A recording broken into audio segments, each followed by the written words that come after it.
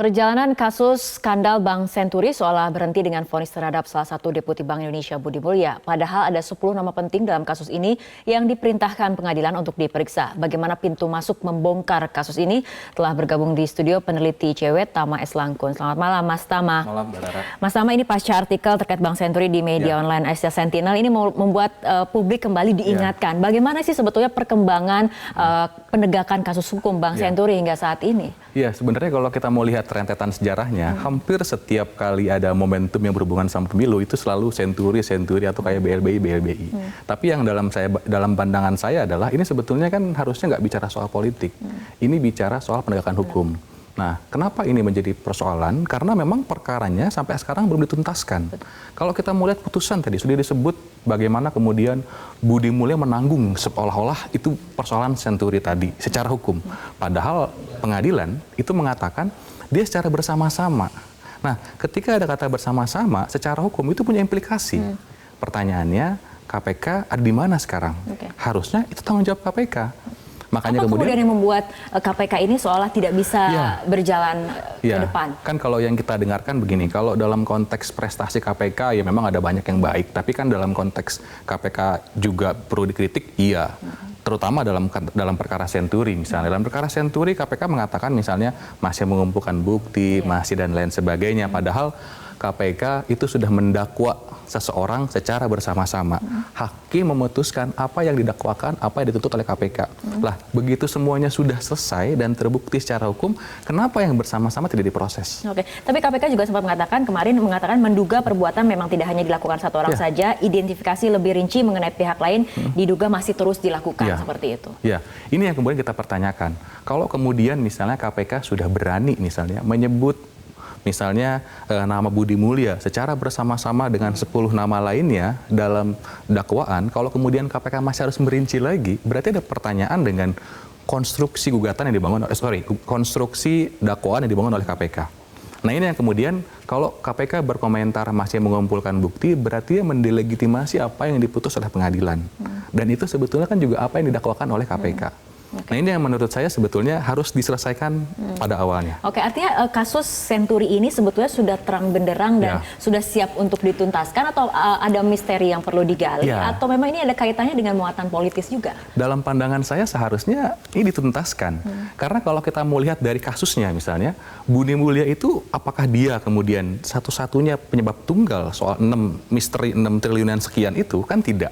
Dia hanya disebutkan yang sekian miliar yang kemudian dalam tanda kutip dia nikmati. Atas perkara itulah kemudian dia divonis oleh pengadilan. Pertanyaannya, yang digembor-gemborkan 6 triliun itu ada di mana?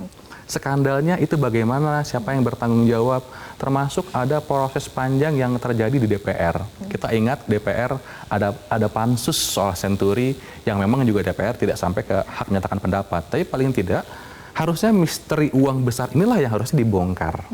Ya, itu yang kemudian menurut saya harus dituntaskan oleh KPK. Apakah mungkin ICW memiliki data-data lain mengenai kasus perjalanan Senturi ini yang memang harus menjadi catatan? Kalau soal Senturi kan sebetulnya awal-awal tahun 2008 itu yang ICW dengan teman-teman di koalisi yang merilis soal audit BPK. Jauh sebelum pengadilan memutuskan ada korupsi dalam Senturi. Kita sudah mengirimkan surat terbuka kepada Pak Budiono pada waktu itu. Yang pada intinya adalah ICW secara kelembagaan minta jangan dilakukan bailout. Karena apa? Ada kerugian negara dan lain sebagainya. Itu kita berikan terbuka suratnya.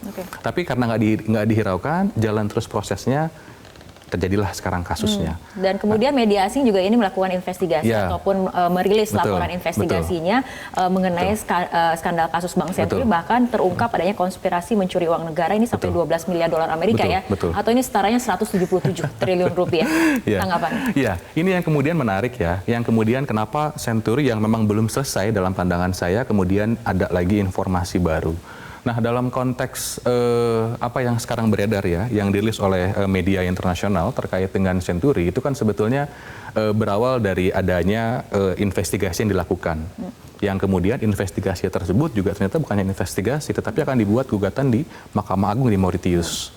Nah, yang menarik adalah dari 448 halaman itu nggak semuanya bicara soal investigasi, tapi ada afidavit di sana atau keterangan dari pihak-pihak tertentu yang ditaruh di bawah sumpah. Artinya apa? Secara informasi harusnya bisa dipertanggungjawabkan.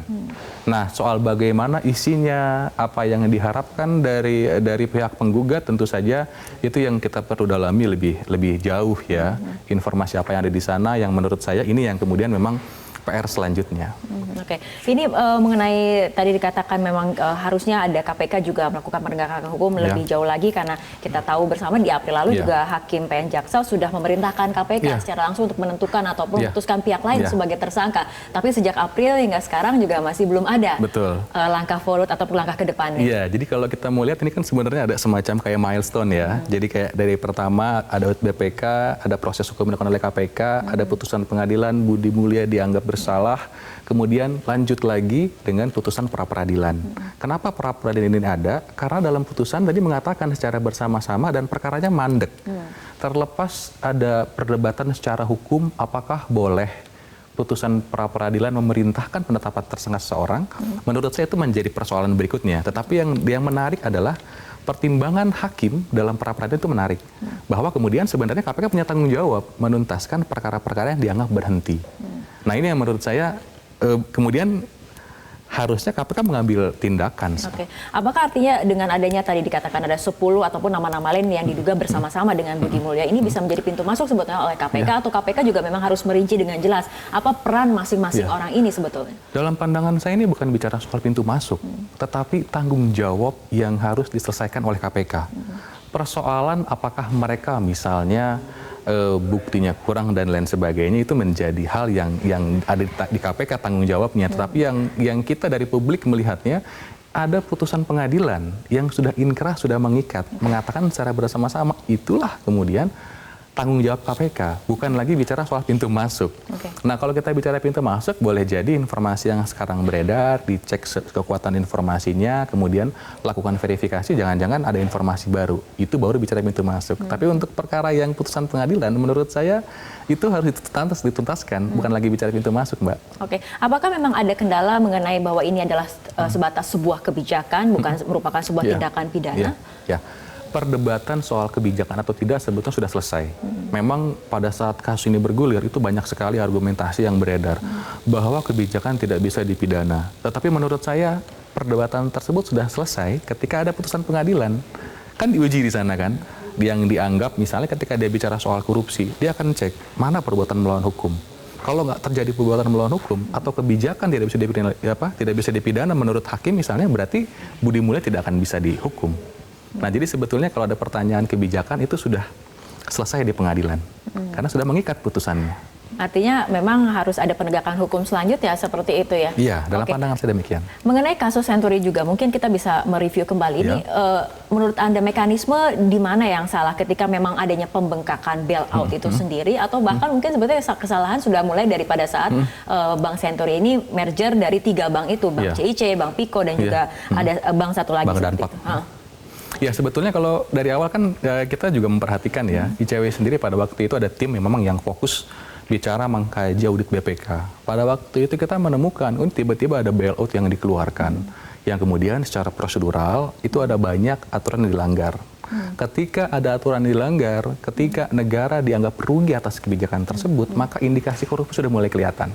Walaupun dalihnya adalah untuk menyelamatkan perekonomian negara. Ya, makanya kan kemudian soal menyelamatkan tadi kan sudah dibantah juga di pengadilan. Jadi ketika itu dianggap menyelamatkan negara, itu tidak dianggap menyelamatkan negara, justru dianggap merugikan negara. Buktinya apa? Pengadilan mengatakan ya itu terbukti korupsi. Nah, pada saat ICW kemudian melihat ada indikasi ketidakberesan seperti itu, apakah juga diikuti dengan pihak mana kemudian yang memang membuat kebijakan ini menjadi salah arah misalnya seperti itu?